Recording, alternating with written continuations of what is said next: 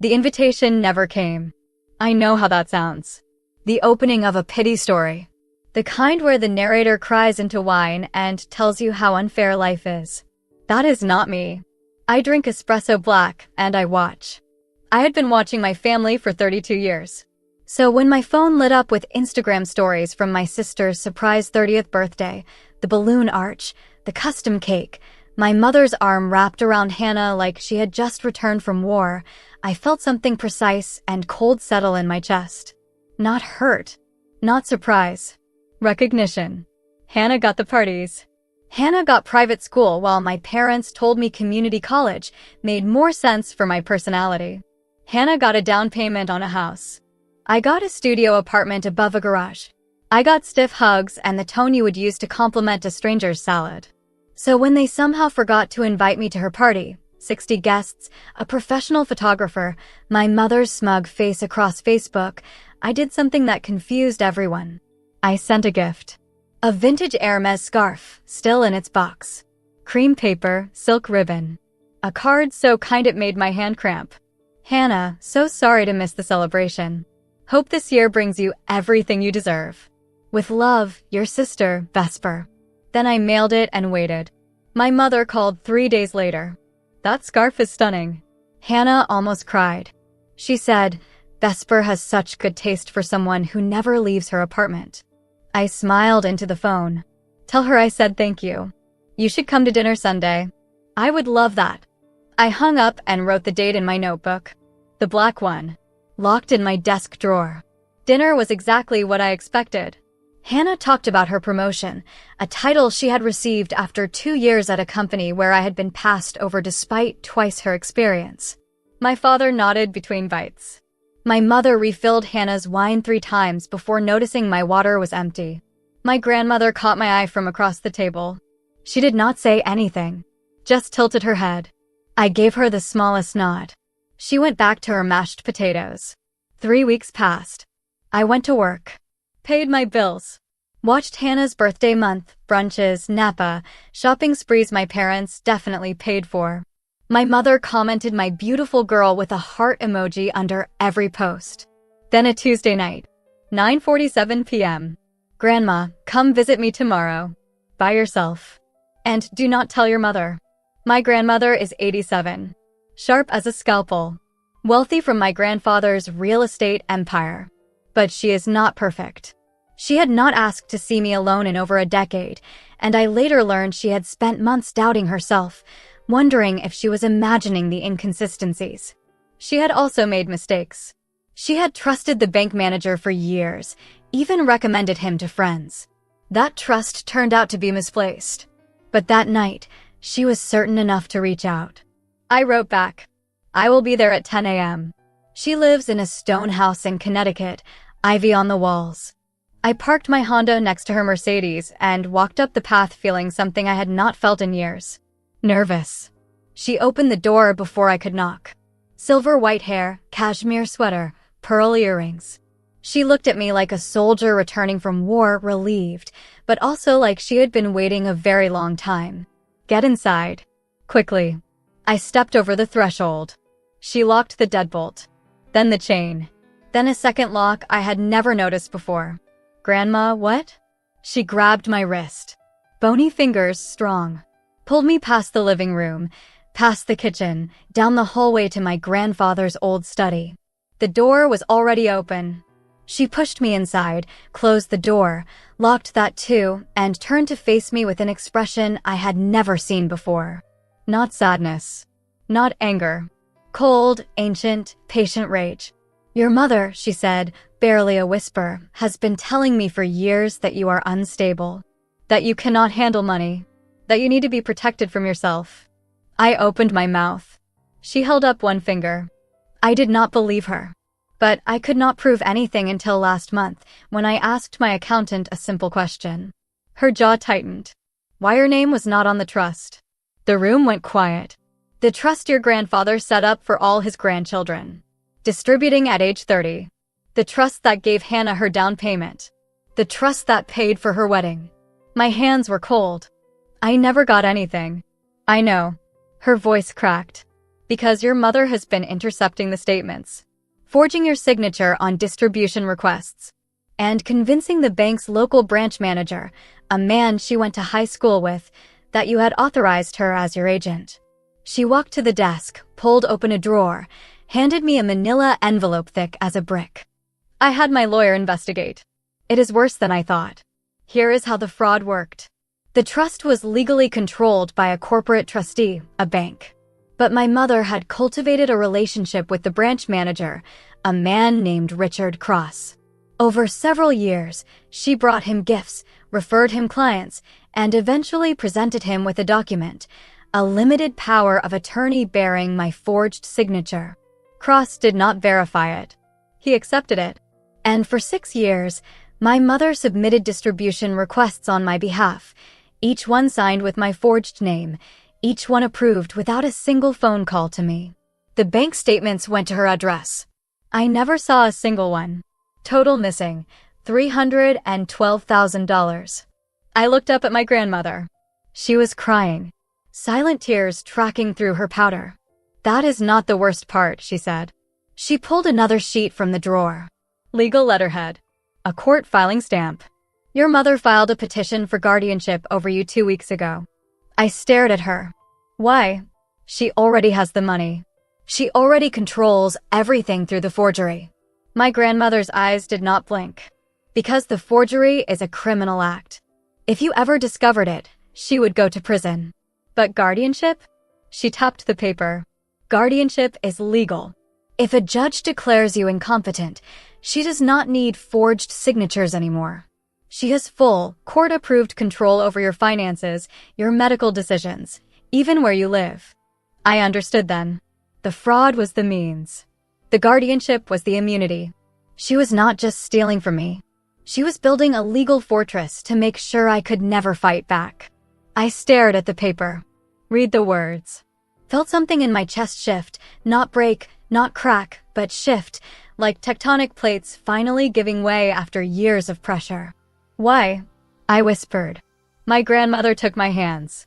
Because your grandfather left you the same as Hannah. The same as your cousins. And your mother cannot stand it. She has spent 32 years convincing everyone you are the broken one. The one who does not matter. She squeezed. But I have proof. Every document in that envelope. The forged signatures. The falsified medical records she submitted to the court. The emails where she told the bank you were unstable. And one more thing. She walked to the bookshelf, pulled down a leather volume, and removed a folded piece of paper from between the pages. Your grandfather's original will. The one your mother accidentally destroyed after he died. I unfolded it. His handwriting. That shaky, elegant script. The will was dated 6 months before he died. It voided the trust agreement my mother had been exploiting. It named my grandmother as sole trustee and me as successor trustee. My mother's name appeared exactly once. My daughter-in-law, Margaret, shall have no authority over any portion of this estate. He knew. He had hidden this will in his desk drawer. And my grandmother had found it 3 months ago, taped to the underside. But she admitted to me later that she almost missed it. She had cleaned that desk a dozen times since his death. The paper was stuck so tightly that she only noticed it when a corner peeled loose during a thunderstorm. Your mother does not know I have this, she said. The guardianship hearing is in 10 days. I looked at the documents spread across the desk. The forgery evidence. The falsified medical records. The real will. And I made a decision.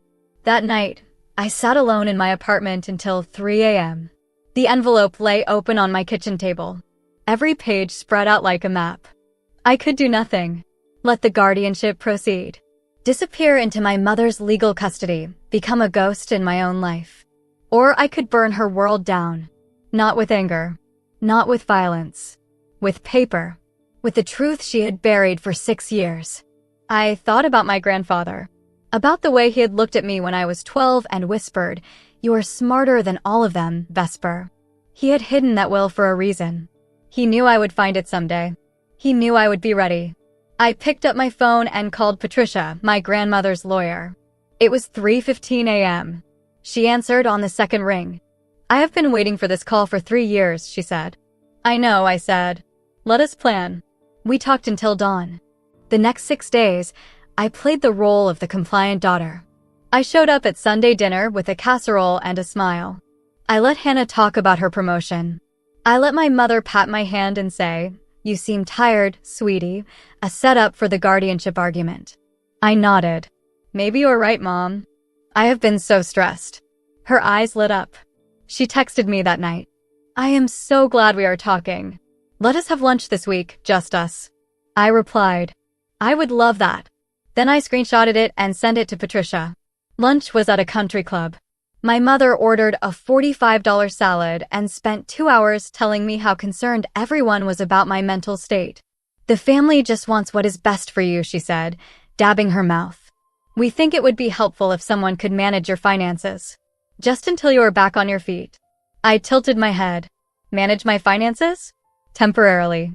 She smiled. "You have always been so bad with money, honey. Remember when you overdrew your account in college? A $35 overdraft. I was 19. I remember." She leaned forward. "Your father and I have been talking to a lawyer. A small conservatorship. Nothing scary. You would not have to worry about bills or taxes." She reached across the table and took my hand. "We would take care of everything." I looked at her manicured nails, at the diamond ring bought with my grandfather's money, at the smile that did not reach her eyes. "Okay, Mom, if you think it is best." She squeezed my fingers. "It is best. I promise." I smiled back. Inside, I was counting the days until the hearing. The morning of the guardianship hearing, I dressed carefully. Navy sheath, pearl studs, low heels, hair in a low bun.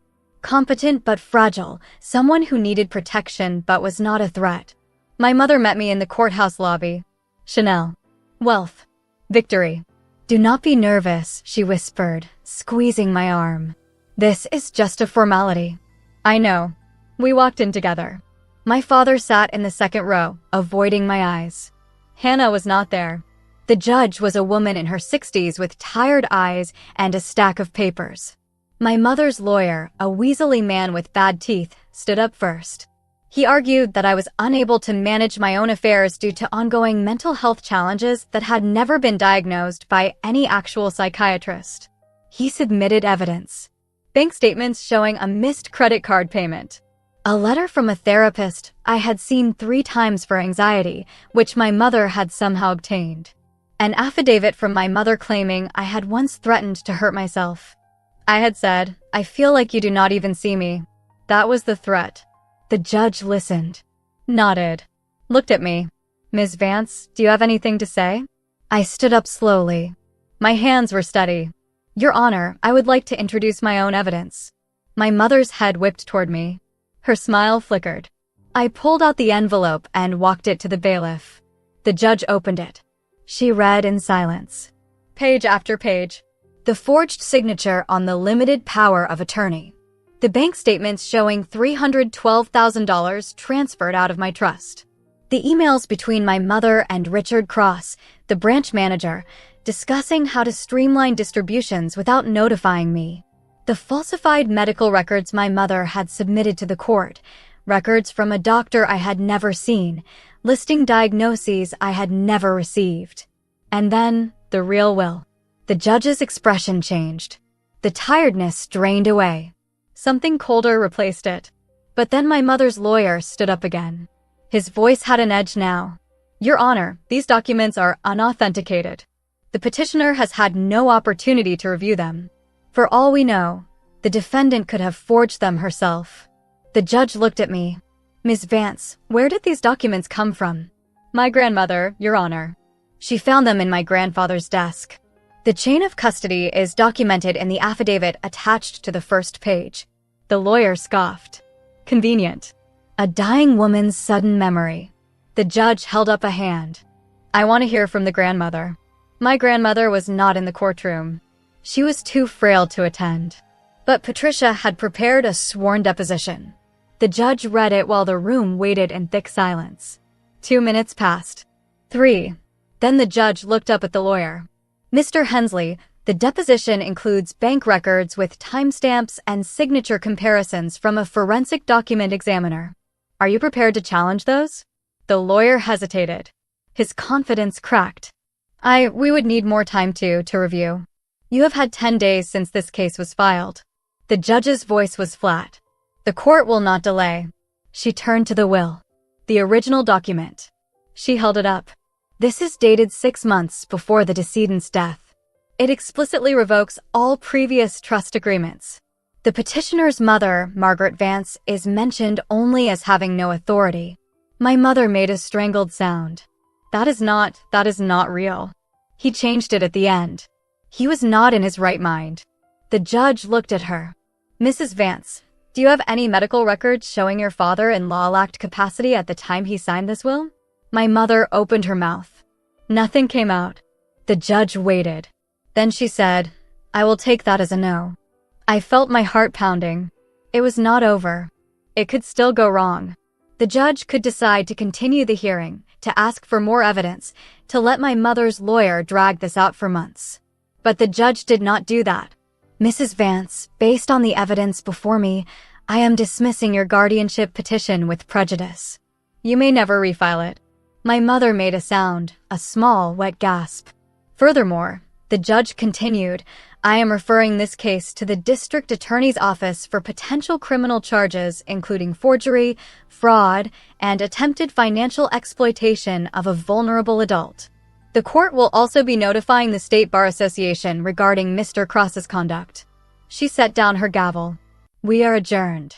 The courtroom did not explode. It went silent.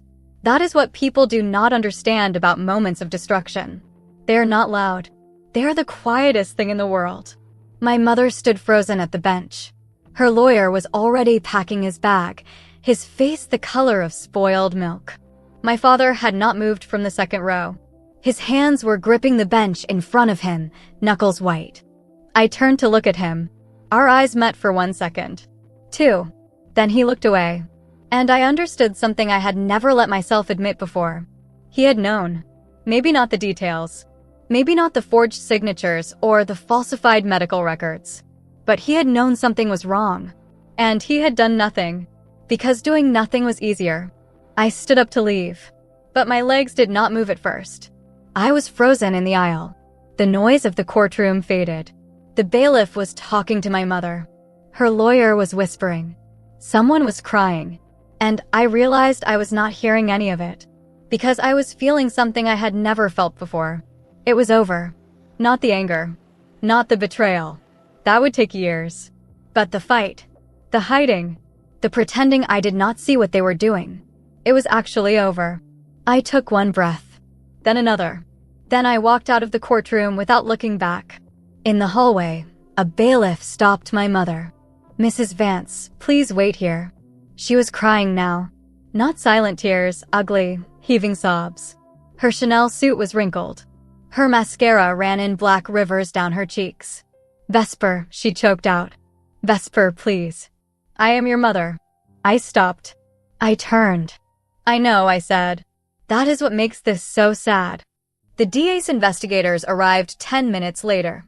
They spoke to the judge in chambers.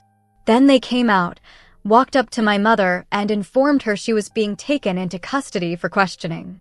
They did not handcuff her in the courtroom. They waited until we were all in the private hallway. But I saw the cuffs go on. I saw her flinch when the metal clicked shut. I watched them lead her out the side door, away from the reporters who had not yet arrived.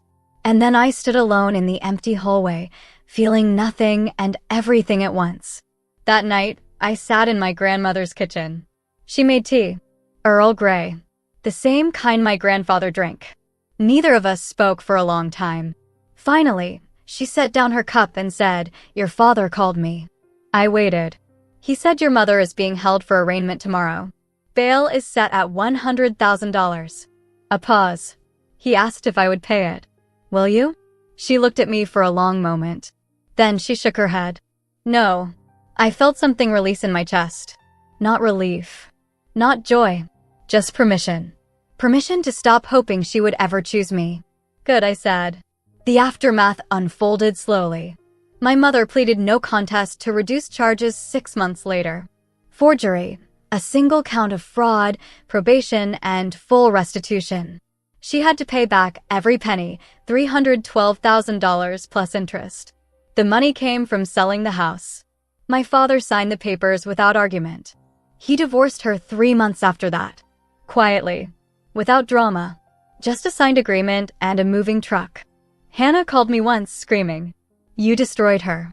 She is your mother." I let her finish. Then I said, "She stole $312,000 from me. She tried to have me declared legally incompetent. She has been lying to this family for decades. She did it because she loves you." "No," I said. "She did it because she hated that I existed. That your grandfather saw something in me she could not control." Hannah was crying now. "You are dead to me." "Then we are even," I said. "Because you have been dead to me for years." I hung up and blocked her number. A week after the divorce was finalized, my father called me. We had not spoken since the courthouse. "Your mother is moving to Florida," he said. "She is staying with her sister." "I know." A long pause. I should have seen it. What she was doing. "Yes," I said. "You should have." Another pause. "I am sorry." I let the words hang in the air. They were not enough. They would never be enough. But they were something. "Thank you," I said. "I appreciate that." We talked for 7 more minutes about the weather. Then we hung up. Now he calls every Christmas. We talk for 7 minutes about the weather. That is enough. My grandmother died 18 months later. Peacefully. In her sleep. The day after her funeral, I sat in my grandfather's study, my study now, and opened the drawer where he had hidden that will. There was nothing inside except a single scrap of paper, folded into a tiny square. I unfolded it. His handwriting. "I knew you would find it, Vesper. Now go be brilliant." I laughed until I cried. People ask me now if I miss my family. I tell them the truth.